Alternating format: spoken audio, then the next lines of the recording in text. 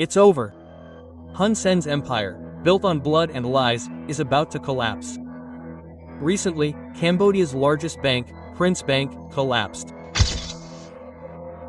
The deposits of ordinary citizens were instantly wiped out. This is the final straw that has led long-oppressed Cambodians to rise up and demand justice. In this clip, Santi will tell you how the end of the tyrannical clan that once challenged Thailand has truly come.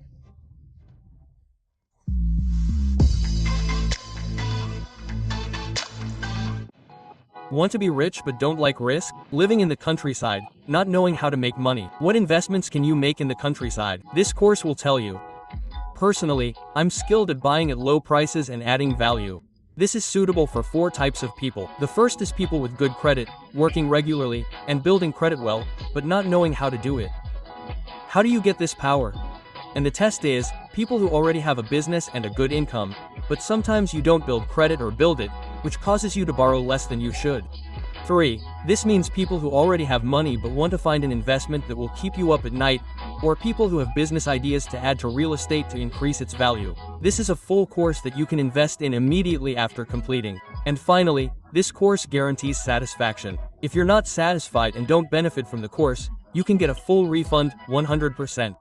I put a lot of effort into creating and designing it, and I'm confident that it will meet the needs of all friends who want to invest in real estate without being risky. If anyone is interested, you can add me online at @KimPropertyLive. See you all at the seminar. Thank you. Hello, welcome to the Property Expert Life channel where we'll talk about real estate. If you love real estate, let's be friends. Meet me, Santi, a new employee at Kim Property and a subordinate of Professor Prung. Please take care of me. Today, I'll update you on the hottest situation in our neighboring country. After we talked in previous episodes about how storms were raging in Cambodia from all directions, today the biggest storm has hit the center of Phnom Penh. Dear friends, in the past, the suffering may seem far away for some Cambodians. The overall economic problems, inflation, and unemployment are already serious enough, but most people are still gritting their teeth and fighting. But when the bank closes their life savings, the money they earned with their blood, sweat, and tears vanished before their very eyes. Wow, this is a completely different story. It was a blatant robbery. It was the destruction of their last hope. And this wasn't some chicken bank. It was Prince BK, a subsidiary of Prince Holding Group, a massive conglomerate that everyone in Cambodia knows is the lifeblood of the puppet regime. Because the bank, a symbol of financial stability within the regime, collapsed like this, all confidence was shattered. The once silent people now have nothing left to lose. So what made the seemingly strong fortress of Prince Group collapse? Let me tell you a scene. It was a massive, international purge that came together to check the family's account.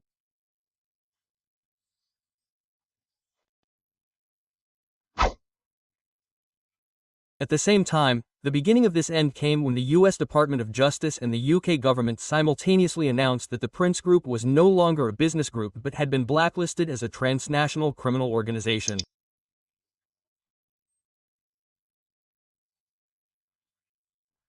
Wow, that's a strong word.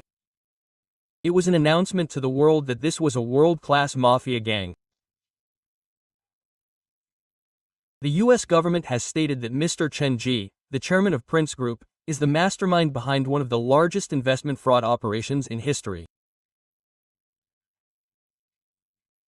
They didn't just do grey business, they did something even worse.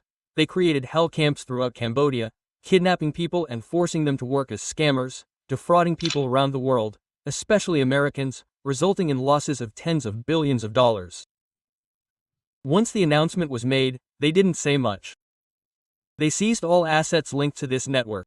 The United States and the United Kingdom coordinated to seize all assets linked to this network, totaling 146 individuals and companies. The most shocking event was the seizure of over 127,000 bitcoins used for money laundering, totaling over 15 billion US dollars. This is the largest asset seizure in the history of the US Department of Justice. Listeners, imagine the money that the Hun family and their associates used to live a luxurious life, buying yachts, private jets, a £12 million mansion in central London, or even buying a Picasso painting. All that dirty money has been seized today. This isn't just an asset seizure. This is a destruction of the rice pot, the lifeblood that has sustained your regime. When a lifeblood is cut off, organs like Prince B's die immediately. The people who deposited their money became the victims and suffered the full consequences.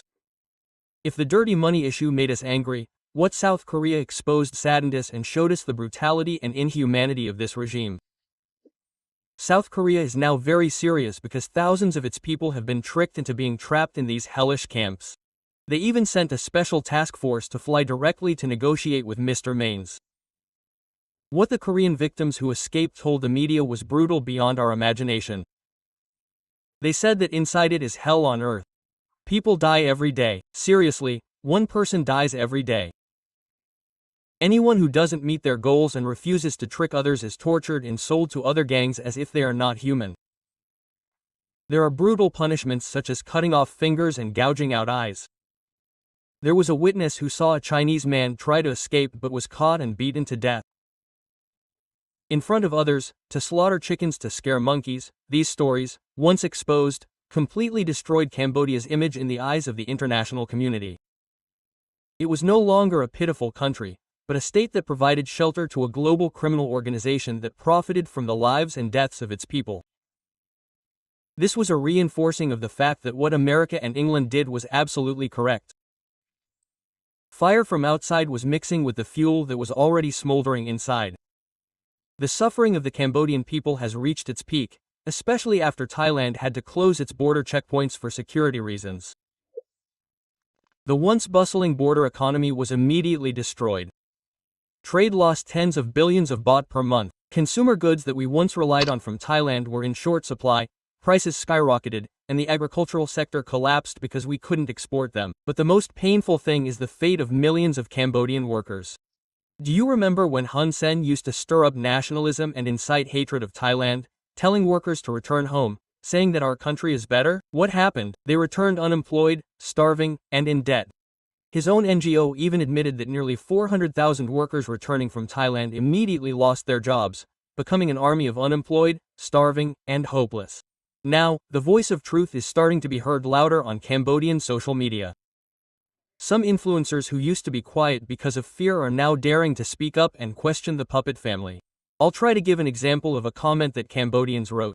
The puppet family tricked us. They told us to return home to love our country, but when we came back, we had nothing to eat. Thailand is the one that has always provided us with food and water. The money in Prince Bank is all my parents have now. If it's gone, what will we eat? Who will take responsibility? I've seen the news about big shots taking our money to buy jet planes and expensive images, and now we have to sift through the trash to find food. Is this fair? The feeling of being betrayed, being tricked by our own leader into hating our benefactor, Thailand, and then finally being left to face our fate alone. This kind of feeling is the most dangerous for a ruler. A dictatorship can survive if it needs a well-maintained army to support it. But now, even the loyalty of the army is starting to waver. In the past, there was history that Cambodian soldiers protested because they weren't getting their salaries. In a situation where the country's economy is about to go bankrupt, what do you think will happen? There are loud rumors about soldiers' salaries being cut. Lower-ranking soldiers who were sent to risk their lives for nothing at the border were tricked and used. Fighting with Thailand, a stronger neighbor, without revealing the death toll, without honoring the heroes' corpses like the Thai soldiers. Now they've returned to see their families starving. Peace of mind can't be bought with lies. When soldiers have nothing to eat, the muzzles of their guns are always ready to veer in unexpected directions. Furthermore, the Cambodian army isn't a single entity. It's a coalition of warlords from various factions and factions controlling their own forces. Their loyalty lies not with the institution but with the individuals who are their masters. This leads us to the next scene. Now, it's not just about internal conflicts. It's a game between superpowers trying to reorganize Cambodia. Analysts theorize that there's a deepening rift within the ruling party between the two major powers. The Pole is the former defense minister, Tia Ban, who has held power in the military for a long time and is believed to be backed by China. The other pole is the old power pole of the Three Rays, which, despite being abroad, still has a strong base and receives support from the United States and the West. The Hun family is now at its weakest in decades and is becoming a playground for giants to intervene. Phnom Penh may be overrun with international forces in the name of cracking down on crime, but their true goal is to establish a new government that serves their interests. And finally, whether you believe it or not, the locals there talk a lot about it, the curse of King Suryavarman. According to legend, the ancient kings placed a curse on stone tablets against anyone who betrays their land and royal dynasty. The kingdom will face 7 disasters, one of which is that the cursed will slaughter and exterminate each other. They will face natural disasters and will never be defeated. The descendants of Jayawarman VII will be defeated. The locals believe that all the disasters currently befalling Cambodia, the famine, conflict, and international involvement, are the curses of their ancestors working because the Hun family has betrayed their country and committed sins against their neighbors, Thailand. That sin is now coming back to them. This story teaches us that a regime built on lies, plunder, and the oppression of its own people is like a sand castle. When hit by a wave of truth, no matter how big it seems, it will eventually collapse. The Hun family's end does not come from anyone, but from all the evil. They have done this to themselves, and we can only hope that our innocent Cambodian brothers and sisters who have long been victims of this regime will overcome this terrible time and rebuild their nation on the foundation of truth and justice. A fun, short story. 1.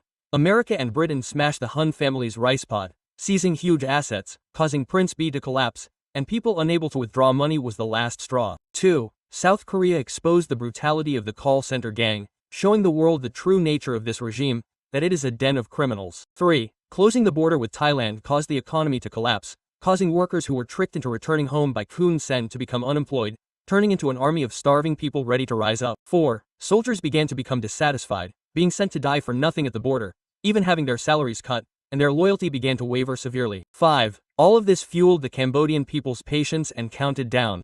This is truly the end of the Hun family. Thank you to everyone who listened to the end. If you like this content, don't forget to follow. For those interested in learning about real estate investment, add me online at @KimPropertyLive. Anyone who came across this clip, take a screenshot now and send it to the admin for a special discount. Finally, I'll leave you with the words, the longer you hold, the richer you'll be. Hello, I want to be rich, but I don't like risk. I live in the provinces and don't know how to make money. What can I invest in? This course will tell you. Personally, I'm good at buying at low prices and adding value. This is suitable for 4 types of people. The first is people with good credit, who have a regular job and have built up credit and made good money, but don't know how to harness this potential. And the second is people who already have businesses and a good income, but sometimes, you don't know how to build credit, which can lead to you borrowing less than you should.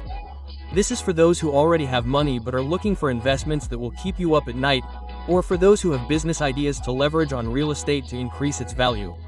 This is a full course that you can invest in immediately upon completion. Finally, this course guarantees satisfaction. If you're not satisfied or don't benefit from the course, you can get a full refund, 100%. I put a lot of effort into creating and designing it, and I'm confident that it will meet the needs of everyone who wants to invest in real estate without risk. If anyone is interested, you can add me online at @KimPropertyLive. See you at the seminar. Thank you.